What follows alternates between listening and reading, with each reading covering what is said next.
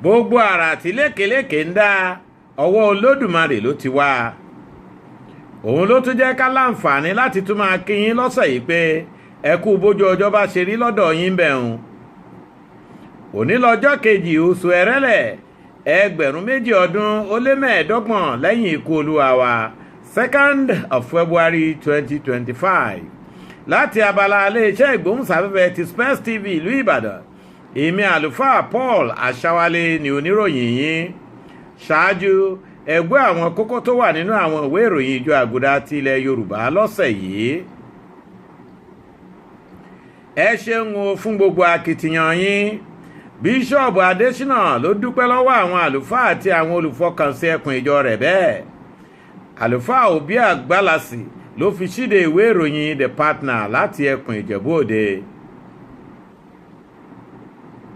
ẹkùn ìjọ àgùdà Ìjẹ̀bú Òde ṣílẹ̀kùn júbílì ìrètí ojú ìwé 11 àti The Partner ló wà.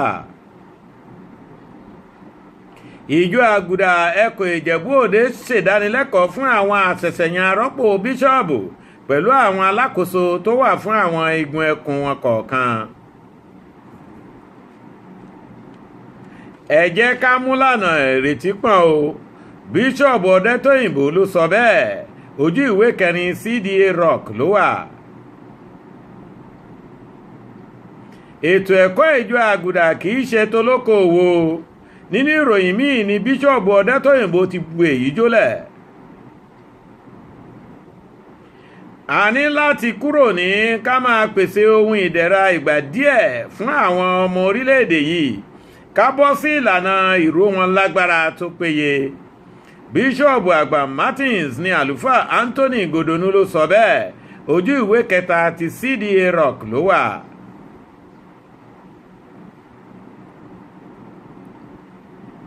pápá mímọ́ ṣe àyájọ́ ọjọ́ ìsinmi ọ̀rọ̀ Ọlọ́run láàrin ayẹyẹ ọdún ti Jubilee 2025.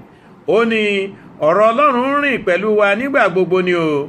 ojú ìwé àkọ́kọ́ The Catholic Weekly Independent ló wà gàdàgbà. àpérò ẹlẹ́ẹ̀kẹrin lórí ètò ẹ̀kọ́ ní ìjọ àgùdà ẹkùn Ìbàdàn kí ló dálé lórí ojú ìwé 10 ló wà lẹ́kùnrẹ́rẹ́.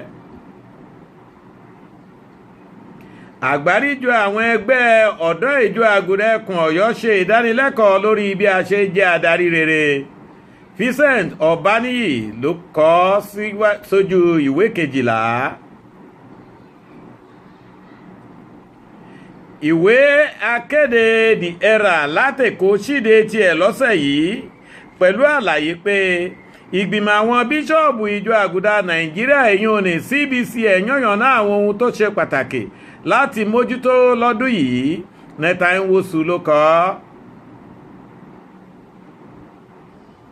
bíṣọ́ọ̀bù àgbà Martins Adéwálé ṣàgbéjáde àlàkalẹ̀ bí ayẹyẹ ọdún Jubilee yóò ti lọ ní ẹkùn Èkó.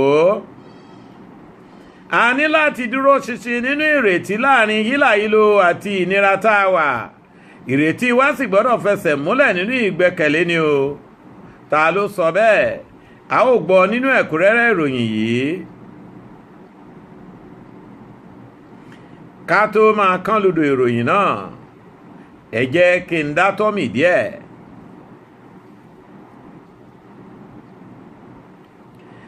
ẹ káàbọ̀ padà sójú agbami àwọn ìwé ìròyìn tọ̀sẹ̀ yìí.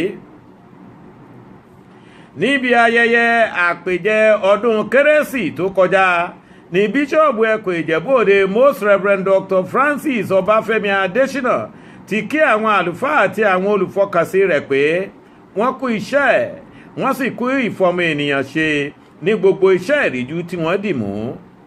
ayẹyẹ àpèjẹ kérésì yìí ni àlùfáà Henry Òbí Àgbàlàsì sọ pé wáyé ní ọjọ́ 17 oṣù kejìlá ọdún tó kọjá ní Christ the King Catholic College Odòléwu ní ìpínlẹ̀ Ògùn.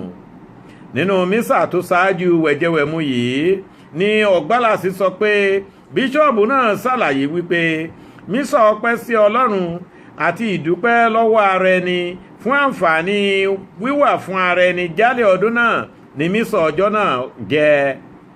ó ní bíṣọ́ọ̀bù ní ìdí nìyí tí oníkálukú fi mú ẹ̀bùn wá láti fìmoore hàn sí ara wọn. Ó wá rọ gbogbo àwọn àlùfáà àti àwọn olùfọkànsìn náà láti túbọ̀ fọwọ́sowọ́pọ̀ pẹ̀lú òun o láti lè mú ìjọ ẹkùn Ìjẹ̀bú Òde gòkè àgbà sí i. Thank you all for all you do. Bishop Adesina appreciates praise and religious at Christmas party. Ẹkùn ìjọ Àgùdà Ìjẹ̀bú Òde ṣílẹ̀kùn júbílì ìrètí ní ọjọ́ ìsinmi ọjọ́ 29 oṣù kejìlá ọdún tó kọjá ní bíṣọ́ọ̀bù ẹkùn Ìjẹ̀bú Òde Most Reverend Dr. Francis Adesina fìtàn balẹ̀ bí ó ṣe ṣílẹ̀kùn ìrètí ìyún ní Olídọ̀ ní St. Sebastian Catholic Cathedral Odò Ègbò Ìjẹ̀bú Òde ní ìpínlẹ̀ Ògùn. Gẹ́gẹ́ bí akọ̀ròyìn The Partner ṣe kọ, bíṣọ́ọ̀bù Adesina jẹ́ kí àwọn olùjọ́sìn ọjọ́ náà mọ pàtàkì ìwọ́de tí wọ́n ṣe láti ibi gbọ̀ngàn ilé ìjọsìn náà wọ inú ilé ìjọsìn gangan gẹ́gẹ́ bí èyí tó farajọ ìrìn àjò ìrètí júbílì ọlọ́dún kan gbáko èyí tí gbogbo ọmọ ìjọ Àgùdà ní láti kópa. Bíṣọ́ọ̀bù tún ní láti gbẹ ẹnu ọ̀nà mímọ́ yìí wọlé ní ìpè láti rìn nínú ayé ìwà mímọ́. Ìjẹ̀bú Òde Diocese opens Jubilee Door of Hope. Ìjọ Àgùdà ẹkùn Ìjẹ̀bú Òde ṣèdánilẹ́kọ̀ọ́ fún àwọn àṣẹ̀ṣẹ̀yàn arọ́pò bíṣọ́ọ̀bù pẹ̀lú àwọn aṣojú rẹ̀ ní àwọn igun tó yí ẹkùn náà ká. Ìdánilẹ́kọ̀ọ́ náà wáyé fún àwọn arọ́pò bíṣọ́ọ̀bù ìyẹn ní Episcopal Vicars àti àwọn aṣojú igun kọ̀ọ̀kan tó so ẹkùn náà ró ìyẹn ní the Deans pẹ̀lú àwọn ìsọ̀ǹgbé wọn Subdeans. Ìdánilẹ́kọ̀ọ́ yìí ni ìwé ìròyìn The Partner ló dá lórí ojúṣe wọn láti rí wípé ìfọwọ́sowọ́pọ̀ àti àjọṣe wà láàrin àwọn òṣìṣẹ́ ẹ̀mí àti ìdàgbàsókè ìjọ ẹkùn Ìjẹ̀bú Òde. Ìròyìn yìí sọ pé láàrin ọjọ́ 4 sí 5 ní Mater Christi Diocesan Chancery Ìjẹ̀bú Òde ni ìdánilẹ́kọ̀ọ́ náà ti wáyé. Àlùfáà Christopher C.V. Nubia láti ẹkùn ìjọ Àgùdà Àbújá ní ìròyìn yìí sọ pé ó darí ìdánilẹ́kọ̀ọ́ náà èyí tí bíṣọ́ọ̀bù ẹkùn náà ìyẹn ti Ìjẹ̀bú Òde pẹ̀lú àwọn arọ́pò àti aṣojú rẹ̀ gbogbo ní igun ẹkùn náà farabalẹ̀ gbọ́. Nínú rẹ̀ ni The Partner ní olùdánilẹ́kọ̀ọ́ náà ti yànnàná ojúṣe oníkálukú fún àti agbára tó rọ̀ mọ́ ipò kọ̀ọ̀kan ní àjọṣepọ̀ pẹ̀lú bíṣọ́ọ̀bù wọn. Ìjẹ̀bú Òde Diocese organizes workshop for Episcopal Pastoral Regional Vicars. Ojú ìwé 4 ló wà. Ẹ jẹ́ ká mú lànà ìrètí pọ̀n o. Bíṣọ́ọ̀bù Ọdẹ́tóyìnbó ló pàrọwà bẹ́ẹ̀ fún àwọn ọmọ orílẹ̀-èdè Nàìjíríà. Gẹ́gẹ́ bí James Adeniyi ṣe kọ, ó ní bíṣọ́ọ̀bù Ọdẹ́tóyìnbó ní àkíyèsí òun ni pé ọ̀pọ̀ ọmọ orílẹ̀-èdè yìí ní bí ọrọ̀ ajé wa ti rí yìí ti mú kí wọ́n sọ̀rètí nù pátápátá nítorí ebi àti ìnira tó ń bá wọn fínra. Èyí ló ní kò sì jẹ́ kí wọ́n retí tàbí fọkàn sí ìyípadà kankan tó dàbí aláràmọ́ lọ́jọ́ iwájú pẹ̀lú gbogbo akitiyan àwọn ìjọba.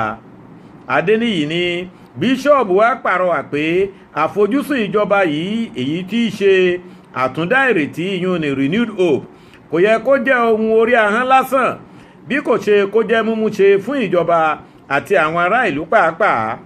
Èyí ni bíṣọ́ọ̀bù ní òun fi ń pàrọwà yìí pé gbogbo wa la gbọ́dọ̀ mú ìlànà ìrètí pọ̀n bí a bá fẹ́ kó ṣiṣẹ́ kó sì ṣèso rere láàrin àwọn ọmọ orílẹ̀-èdè yìí. Let's enthrone the structures of hope. Bishop Ọdẹ́tóyìnbó. Ètò ẹ̀kọ́ ìjọ Àgùdà kìí ṣe tolókoòwò. Níbi ayẹyẹ ọdún 25 ti Sacred Heart Catholic College Òkè Ìléwó Abẹ́òkúta ní ìpínlẹ̀ Ògùn ni Bíṣọ̀bù Ọdẹ́tóyìnbó ti fọ́ gurugbẹ̀ ọ̀rọ̀ yìí mọ́lẹ̀. Lákòókò kan náà gẹ́gẹ́ bí ọ̀rọ̀ James Adeniyi ní Most Reverend Dr. Peter Ọdẹ́tóyìnbó tí ṣe bíṣọ̀bù ẹkùn Abẹ́òkúta yìí rọ gbogbo àwọn olùkọ́ tó ń kọ́ni ní gbogbo ilé ẹ̀kọ́ ìjọ Àgùdà pé kí wọ́n rí iṣẹ́ wọn gẹ́gẹ́ bí ìpè ìyún ní vocation kí wọ́n sì túbọ̀ kọbi ara sí iṣẹ́ náà. ó tún rọ̀ wọ́n láti sowọ́pọ̀ pẹ̀lú àwọn alákòóso ilé ẹ̀kọ́ kọ̀ọ̀kan láti lè jẹ́ kí àwọn tí yóò máa jáde lábẹ́ wọn di ènìyàn pàtàkì ní orílẹ̀-èdè Nàìjíríà. Catholic education not for money making. Bishop Ọ̀dẹ́tóyìnbó. Catholic education not for money making. Bishop Ọ̀dẹ́tóyìnbó. A ní láti kúrò ní ká máa pèsè ohun ìdẹ̀ra ìgbà díẹ̀ fún àwọn ọmọ orílẹ̀-èdè yìí ká bọ́ sí ìlànà ìró wọn lágbára tó péye. Àlùfáà Anthony Godonu ló ní bíṣọ́ọ̀bù àgbà fún ẹkùn Èkó Most Reverend Dr. Alfred Adéwálé Martins ló sọ bẹ́ẹ̀ nínú àwọn ànálèrò rẹ̀ fún ọdún tuntun tí a wà yìí. Bíṣọ́ọ̀bù Martins ló sọ síwájú pé ó sì yẹ ká tún máa dúpẹ́ lọ́wọ́ Ọlọ́run náà wípé adàjàyè lọ́dún tó kọjá. Ó ní èyí kò sọ pé ojú wa kò rí màbo lọ́dún náà o, ṣùgbọ́n orí ọ̀fẹ́ Ọlọ́run ló mú wa làájà bí ó tilẹ̀ jẹ́ pé báárà ni ọ̀pọ̀ ṣe láti lè la ọdún náà já. Bíṣọ́ọ̀bù ní ìdí nìyí tí òun fi sọ pé a kò gbọ́dọ̀ tilẹ̀kùn ìrètí àti ìgbẹ́kẹ̀lé wa nínú Ọlọ́run ní ọdún tuntun yìí. Ó wá rọ àwọn ìjọba ní gbogbo igun orílẹ̀-èdè yìí láti mú ìgbé ayé àwọn ọmọ orílẹ̀-èdè yìí gbé pẹ́ẹ́lí sí ní ọdún 2025 tí a wà yìí. Èyí ló mú bíṣọ́ọ̀bù tún wá rán ìjọba létí pé iṣẹ́ ọwọ́ fún àwọn ọ̀dọ́, ìpèsè iṣẹ́ láti ọwọ́ ìjọba àti ìfààyè àlàáfíà ìdásílẹ̀ okòwò sílẹ̀ ló lè mú ìrọ̀rùn bá àwọn ọmọ orílẹ̀-èdè yìí. Kì í kàn ṣe ká máa fúnni lẹ́ja jẹ ní gbogbo ìgbà láì kọ́ni níbi àti ṣe pẹja. We must move from providing palliatives to better strategies for empowering Nigerians. We must move from providing palliatives to better strategies for empowering Nigerians. Archbishop Martins. Ojú ìwé kìíní ti Catholic Weekly Independent ní tiẹ̀ sọ pé Pápá Mímọ́ ṣe ayẹyẹ àyájọ́ ọjọ́ ìsinmi ọ̀rọ̀ Ọlọ́run láàrin ayẹyẹ ọdún Jubilee 2025. Ó wá ní ọ̀rọ̀ Ọlọ́run rìn pẹ̀lú wa nígbà gbogbo ni o. Gẹ́gẹ́ bí AC Women ṣe kọ, lára ohun tó mú ọjọ́ náà jẹ́ mánigbàgbé ni bí Pápá Mímọ́ Francis ṣe fi 40 ọmọ ìjọ àgùdà jẹ oyè olùkàwé nínú ìjọ ìyún ní lectors. Ìròyìn fi yé wa pé láti orígun mẹ́rẹ̀ẹ̀rin àgbáyé ló ti yàn wọ́n. Èyí ni wímà ló ṣẹlẹ̀ nínú ìjọ ńlá ti St. Peter's Basilica ní ìlú Italy tí í ṣe ìlú ààfin Pápá Mímọ́. Ayẹyẹ ọjọ́ náà ni wímà ní Pápá Mímọ́ fi kásẹ̀ Jubilee ọlọ́jọ́ mẹ́ta ti àwọn sọ̀rọ̀sọ̀rọ̀ lágbàáyé. Ìyún ní Jubilee of the World of Communication. Pope marks Word of God Sunday amid 2025 Jubilee events. God's Word works with us. Pope Francis. Ẹ jẹ́ kí n tún dá tọ́mì díẹ̀. Ẹ káàbọ̀ padà sábàlá tó kẹ́yìn ìròyìn tọ̀sẹ̀ yìí. Àpérò ẹlẹ́ẹ̀kẹrin nípa ètò ẹ̀kọ́ ní ìjọ àgùdà ti ẹkùn Ìbàdàn dálé lórí kí ló wá dé, kí ló ṣẹlẹ̀ níbẹ̀. Gẹ́gẹ́ bí ẹ má bínú, àpérò ẹlẹ́ẹ̀kẹrin nípa ètò ẹ̀kọ́ ní ìjọ àgùdà ti ẹkùn Ìbàdàn kí ló dálé lórí. Gẹ́gẹ́ bí àtẹ̀jáde ìfẹnukò àwọn tó wà ní ìdí ìṣàkóso ẹ̀kọ́ fún ìjọ àgùdà Ìbàdàn tí akọ̀wé wọn àlùfáà Julius Akíyọdé fọwọ́ sí, àkòrí àpérò wọn náà dá lórí ọgbọ́n àtinúdá láti lè jẹ́ kí ètò ẹ̀kọ́ túbọ̀ gòkè àgbà ní orílẹ̀-èdè Nàìjíríà. Ìròyìn fa díẹ̀ jáde nínú àfẹnukò wọn. Wọ́n kọ́kọ́ fẹ́ kó yé gbogbo àwùjọ pé èròǹgbà ìjọ àgùdà láti dá iléèwé sílẹ̀ kìí ṣe fún okòwò ìyún ní profit making, bí kò ṣe láti hun ìwà ẹ̀dá ènìyàn sí ti ọmọlúàbí. Èyí ni wọ́n ló tún mú wọn sọ pé láti máa yan alákòóso fún àwọn ilé ẹ̀kọ́ rẹ̀, ìjọ ní láti rí i pé àwọn tó kójú òṣùwọ̀n fún àṣeyọrí ẹ̀kọ́ tó yè kooro ni wọ́n fi síbẹ̀. Bákan náà ẹ̀wẹ̀ wọ́n tún ní àjọṣepọ̀ àti ìgbọ́ra-ẹniyé tó jinlẹ̀ ní láti wà láàrin àwọn ọmọ ilé ẹ̀kọ́ pẹ̀lú àwọn olùkọ́ wọn, àti pé àwọn òbí pẹ̀lú olùkọ́ náà sì gbọ́dọ̀ ṣetán láti ṣiṣẹ́ pọ̀ fún àṣeyọrí rere. Ó kù síbẹ̀, ẹ lọ kàyókù lójú ìwé 10 tí wọ́n fi sí. Àgbáríjọ àwọn ẹgbẹ́ ọ̀dọ́ ìjọ Àgùdà ẹkùn Ọ̀yọ́ ṣèdánilẹ́kọ̀ọ́ lórí bí a ṣe ṣe àdarí. Vincent Ọ̀báníyì tó fìròyìn yìí sọwọ́ sọ wípé ìdánilẹ́kọ̀ọ́ fún aṣáájú tàbí adarí wáyé ní ẹkùn ìjọ Ọ̀yọ́ ní ọjọ́ 24 oṣù tó kọjá ní St. Paul Pastoral Center Awẹ́ ní ìlú Ọ̀yọ́. Ìdánilẹ́kọ̀ọ́ yìí ló kó ọ̀pọ̀lọpọ̀ ọ̀dọ́ jọ láti orígun mẹ́rẹ̀ẹ̀rin ẹkùn ìjọ Ọ̀yọ́ láti mú òye wọn nípa síwájú túbọ̀ jinlẹ̀ sí i àti pàápàá ipa wọn nínú àjọṣepọ̀ ìjọ ní àkókò sínọ́dù tí a wà yìí. Àlùfáà Anthony Ọlánrewájú ní Ọ̀bániyì ló dá wọn lẹ́kọ̀ọ́ náà, èyí tó pe àkọlé rẹ̀ ní ipò aṣíwájú gẹ́gẹ́ bí ìfaraẹnijìn. Ipò aṣíwájú gẹ́gẹ́ bí ìfaraẹnijìn, bí àwọn ọ̀dọ́ ṣe lè kópa nínú ìjọ alájùmọ̀ṣe. Leadership as an act of sacrifice. Youth involvement in the synodal church. Nínú ìwé ìròyìn The Herald láti rí èyí tó sọ pé ìgbìmọ̀ àwọn bíṣọ̀bù Nàìjíríà ẹ̀yún ní CBCN yànnàná àwọn ohun tó ṣe pàtàkì tí ìjọ yóò mójútó lọ́dún yìí. Lára àwọn ohun tí Netanyahu kọ sílẹ̀ pé ìgbìmọ̀ laago àkíyèsí lé lórí ní àbùkù tàbí àṣejù tí àwọn adarí ìsìn kan ń gbé wọnú ìsìn, àti bí àwọn ọ̀dọ́ ṣe ń wọ́ lọ àwọn ojúbọ káàkiri. Àkíyèsí mìíràn ni wọ́n tún ní òun ni kíké sí tí wọ́n ń ké sí ìjọba láti wójútùú sí bí àìsáàbò tó ṣe ń peléke sí lórílẹ̀-èdè yìí. Bákan náà ni wọ́n yóò gbé ọ̀ràn ìgbénipamọ́ gbowó ojoojúmọ́ àti ọ̀rọ̀ ebi nínú ọ̀pọ̀ ní Nàìjíríà yẹ̀wò. Nwosu ni ìgbìmọ̀ yìí wá sọ bí ọdún júbílì ìrètí yìí ṣe nípa tó sì ṣe pàtàkì lórí Nàìjíríà. Wọ́n tún ní wọ́n wò ó bó tún ṣe bá ọ̀ràn Nàìjíríà mu lákòókò yìí. 2025 CBCN highlights major priorities and concerns. CBCN highlights major priorities and concerns. Bíṣọ̀bù àgbà Adéwálé Martin ṣàgbéjáde àlàkalẹ̀ bí ayẹyẹ ọdún Júbílì yóò ti lọ ní ẹkùn Èkó. Netanyahu sọ pé gẹ́gẹ́ bí àlàálẹ̀ gbólóhùn tí bíṣọ̀bù ẹkùn Èkó Most Reverend Dr. Alfred Adéwálé Martin fọwọ́ sí, ó fi síta pé ayẹyẹ ọdún Júbílì ti bẹ̀rẹ̀ lÉkòó láti ọjọ́ 25 oṣù kejìlá ọdún tó kọjá pẹ̀lú ìfilọ́lẹ̀ rẹ̀ ní Holy Cross Cathedral, èyí tí gbogbo ìjọ náà yíò ní gbogbo ìjọ Àgùdà Èkó náà sì ti fi lọ́lẹ̀ nínú ìjọ kọ̀ọ̀kan ní ọjọ́ 21 oṣù kejìlá kan náà.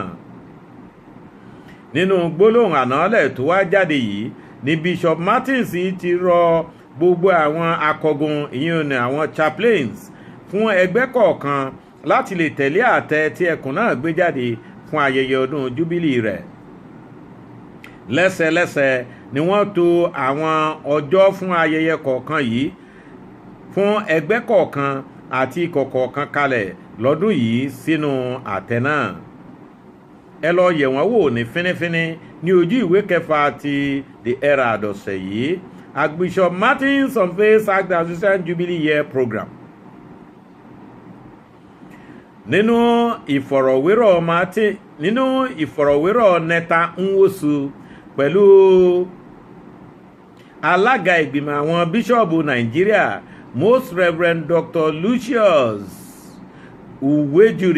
Ugoji, bíṣọ̀bù àgbà ti ẹkùn Òwèrì, ni bíṣọ̀bù náà ti sọ pé a ní láti dúró ṣinṣin nínú ìrètí láàrin hílàhílo àti ìnira tí a wà ní o, àti pé ìrètí wa náà sì tún gbọ́dọ̀ fẹsẹ̀ múlẹ̀ nínú ìgbẹ́kẹ̀lé.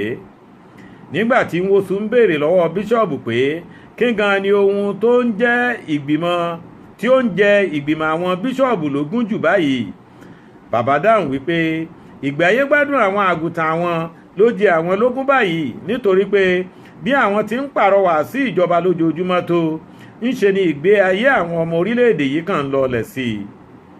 Bíṣọ̀bù àgbà yìí wá ní àwọn kò ní jẹ́ kó rẹ àwọn láti máa dìde fún ìdẹ̀rùn àwọn ọmọ orílẹ̀-èdè yìí. Ó ní ìdàgbàsókè orílẹ̀-èdè yìí ni àwọn yóò máa lépa, àti wípé àwọn yóò túbọ̀ máa ṣàtìlẹ́yìn fún àwọn ọmọ ìjọ àwọn láti máa kópa nínú ètò ìṣèlú, nítorí nípa rẹ̀ ni wọ́n ti lè mú àyípadà tí Ọlọ́run fẹ́ dé bá àwùjọ wa. We must remain hopeful amid difficulties and uncertainties. Our hope must be grounded in trust. We must remain hopeful amid difficulties and uncertainties. Our hope must be grounded in trust. Archbishop Lucius Ugoji. Túbọ̀ sún mi tún ti sún kàn gírí lọ́sẹ̀ yìí, ẹ jẹ́ máa darí rere. Ǹjẹ́ títí ọ̀sẹ̀ tí ń bọ̀ tá ó tún máa mú àwọn ìròyìn ọ̀tún wá fún yín láti àwọn inú ìwé ìròyìn ìjọ àgùdà jákèjádò ilẹ̀ Yorùbá, láti abala ilé-iṣẹ́ ìgbóhùnsáfẹ́fẹ́ ti Space TV ìlú Ìbàdàn. Èmi oníròyìn yín àlùfáà Paul Aṣáwálé ló tún súre tọ̀sà yìí fún yín pé igi ọyọ́ ò ní wó pa yín o, àmì àṣẹ. Ewé akéèrí yóò wọ̀ ẹ̀yin mọ́ tónítóní kúrò nínú gbogbo ibi, àmì àṣẹ Èdùmàrè.